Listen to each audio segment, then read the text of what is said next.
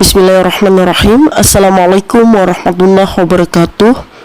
Dari 3 video yang saya simak dan saya dengarkan, yang pertama, opini saya mengenai keputusan Ibu Galih Sulistianingrat, yaitu seorang yang lulusan S2 dari luar negeri untuk menjadi guru sekolah dasar negeri, dengan pandangan bahwa kata beliau tidak ada yang lebih penting daripada peran kita sebagai seorang tenaga pendidik atau guru. Keputusan yang beliau ambil saya pandang sangat positif dan inspiratif, meskipun juga memicu beberapa pertimbangan yang beliau pikirkan. Ibu Galih merupakan contoh nyata yang kita lihat dan kita dengar bahwa dedikasi terhadap pendidikan dan kesadaran akan pentingnya pondasi pendidikan yang lebih awal, terutama di tingkat sekolah dasar. Dengan latar belakang S2 beliau yaitu lulusan dari luar negeri, Ibu Galih membawa pengetahuan, metodologi, dan perspektif global ke lingkungan sekolah dasar negeri. Ini bukan hanya meningkatkan kualitas pengajaran saja, tetapi juga berpotensi memperkenalkan inovasi kurikulum dan praktik yang terbaik yang beliau pelajari di luar negeri sebelumnya. Tidak ada yang lebih penting daripada sebagai seorang tenaga pendidik atau guru. Beliau menunjukkan bahwa komitmen moral yang sangat tinggi. Ibu Galih memilih jalur yang mungkin tidak menawarkan imbalan finansial tertinggi atau status sosial paling glamor menurut beliau, tetapi beliau menawarkan dampak transformatif pada masa depan generasi anak bangsa kita di Indonesia. Sebagai guru sekolah dasar, kita membentuk karakter, menanamkan kecintaan belajar, dan membangun dasar literasi serta numerasi di lingkungan sekolah. Keputusan yang beliau ambil, pandangan saya juga mematahkan stigma bahwa sebagai lulusan S2 luar negeri tidak harus selalu mengejar karir di sektor-sektor korporat atau pemerintah serta akademisi tingkat universitas misalnya. Namun Ibu Galih menunjukkan bahwa keahlian terbaik dapat dan seharusnya diarahkan ke lapisan pendidikan yang paling dasar, terutama sekolah dasar yang seringkali paling membutuhkan hal tersebut. Menurut saya beliau sangat mulia. Langkah yang Ibu Galih ambil tentu dihadapkan pada beberapa tantangan, misalnya adaptasi dengan sistem lokal pada umumnya dengan di negara kita di Indonesia, yaitu birokrasi serta kurikulum nasional yang kadang berubah, dan realitanya fasilitas di sekolah dasar negeri pun maupun yang swasta masih belum mumpuni seperti sekolah-sekolah internasional pada umumnya. Apalagi sangat berbeda dari lingkungan akademisi beliau yang mengenyam pendidikan S2 di luar negeri. Dengan gaji guru atau tenaga pendidik beliau sebagai ASN mungkin tidak sebanding dengan biaya beliau pendidikan S2 luar negeri. Ibu Galih tentunya harus siap dengan pengorbanan finansial dan memfokuskan kepuasan pada dampak pekerjaan yang beliau ambil daripada imbalan materi yang beliau dapatkan. Dari video pertama ini dapat saya simpulkan bahwa Ibu Galih Sulistianingrat adalah yaitu sebuah anugerah bagi dunia pendidikan dasar negeri khususnya yang ditempatkan beliau, yaitu adalah pilihan karir yang bermakna menurut saya dan sangat diperlukan oleh tenaga pendidik pada umumnya. Beliau menegaskan bahwa pendidikan terutama pada tahap awal atau tingkat dasar adalah investasi paling krusial, dan Ibu Gali memilih untuk menjadi penanam benih yang pertama untuk masa depan generasi anak bangsa. Ini adalah panggilan jiwa beliau yang sangat patut kita acungi jempol dan patut kita hormati dan kita dukung penuh. Dari pengamatan saya, video yang kedua yaitu isu-isu ini selalu terpikirkan di benak saya sebagai seorang pendidik atau guru. Apabila kita selesai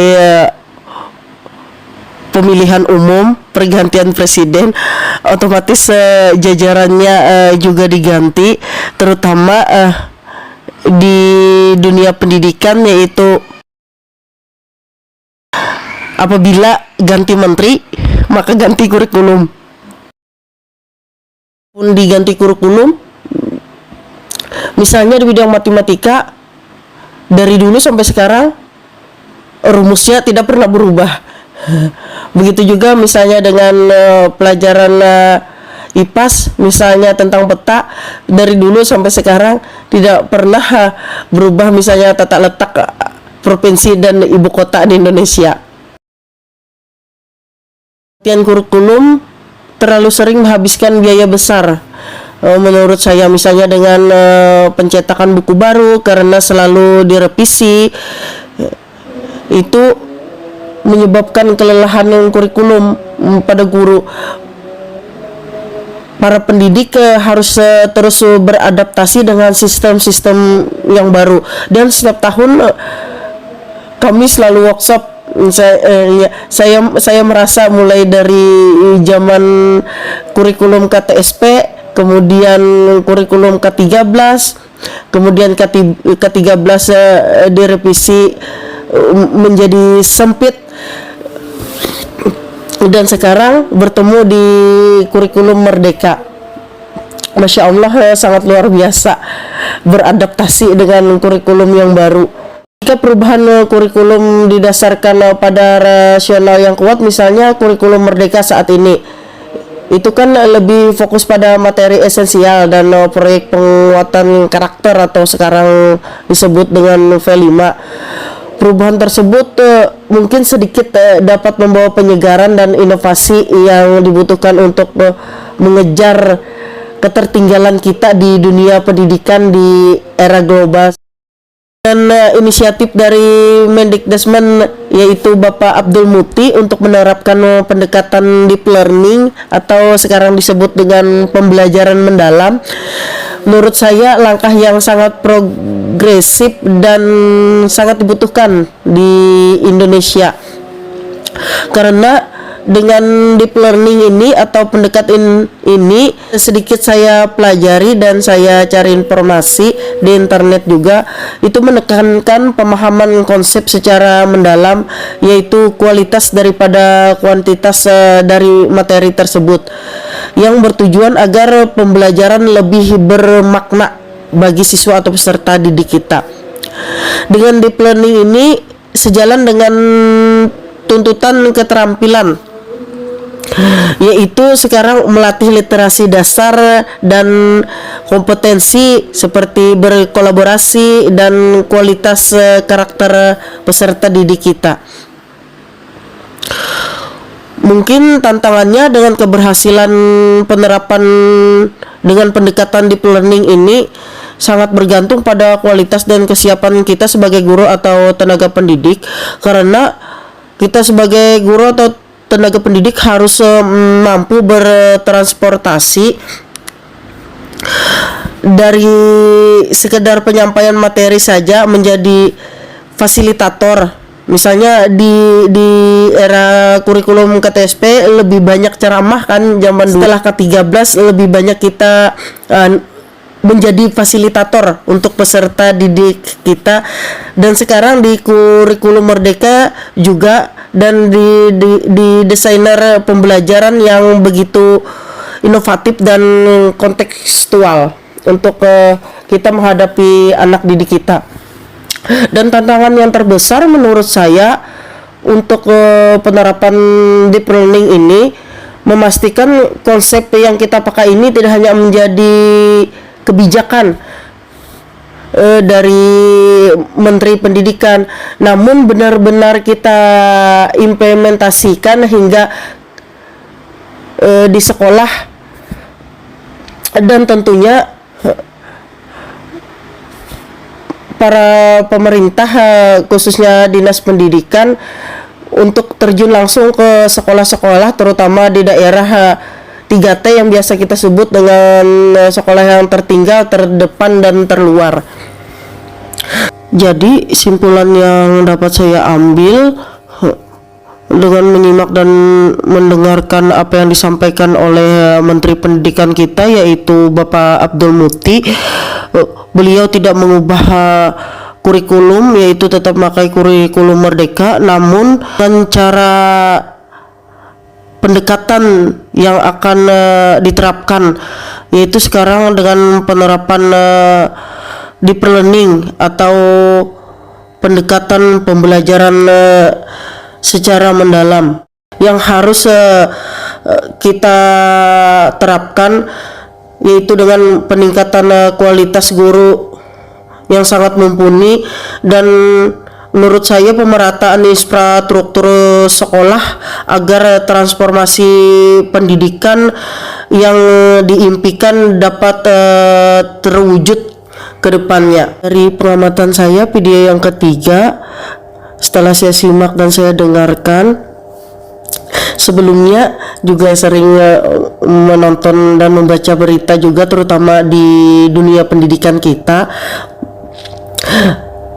Sedikit malu sih, dan sangat memang malu untuk menonton video tersebut dengan kemampuan literasi dan numerasi anak-anak kita di Indonesia yang sangat rendah saat ini. Menurut saya sangat krisis mendasar yang harus kita tangani sebagai prioritas utama kita, karena dunia pendidikan merupakan pondasi bagi kualitasnya pendidikan ke depan secara keseluruhan dan daya saing generasi bangsa kita di masa depannya. Data dari penilaian internasional seperti kita ketahui, yaitu PISA, yaitu Program for International Student Assessment di tahun 2002 secara konsisten kan menunjukkan bahwa skor kompetensi membaca kita di Indonesia ini sangat rendah dan sangat lemah, baik itu di bidang matematika, di bidang sains, yaitu pelajaran di Indonesia berada di bawah rata-rata global dan di bawah negara-negara tetangga seperti negara Singapura, Malaysia, Thailand, dan sebagainya. Rendahnya minat baca dan numerasi bukan hanya masalah kebiasaan, tetapi juga merupakan cerminan dari kegagalannya sistem pendidikan kita di Indonesia dalam menanamkan kemampuan berpikir kritis dan memecahkan sebuah masalah. Rendahnya minat baca peserta didik kita adalah faktor internal yang dipengaruhi oleh lingkungan eksternal, khususnya minat baca yang rendah secara langsung menghambat pemahaman seseorang dalam segala mata pelajaran, karena seluruh proses pembelajaran dari teks pelajaran misalnya hingga soal ujian itu sangat membutuhkan pemahaman literasi yang sangat kuat. Sekarang ini banyak guru atau tenaga pendidik yang belum menguasai soal berbasis literasi dan numerasi, terutama saya sendiri. Saya juga masih belajar sampai sekarang untuk pembiasaan, walaupun hobi juga membaca dari dulu, namun tetap meningkatkan sebagai contoh untuk anak didik. Sebagai seorang guru dominan, saya perhatikan cenderung memberikan soal yang dapat diselesaikan, misalnya dengan rumus cepat atau rote learning, atau alih-alih soal yang membutuhkan penalaran dan aplikasi konsep. Guru masih kurang menjadi role model dalam hal membaca.